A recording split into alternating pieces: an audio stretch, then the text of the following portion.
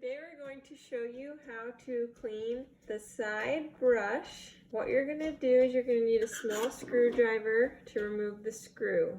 So you can see ours got a bunch of hair and weird stuff, so we're going to cut all that off.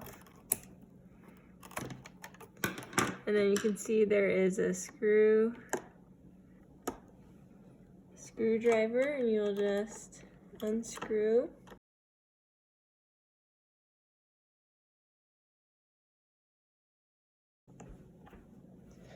So that will pop out, and you will remove any hair or debris.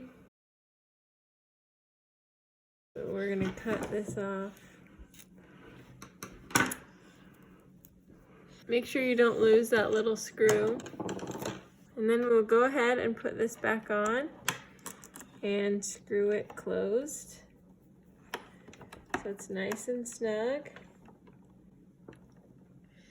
And you can see that looks a ton better.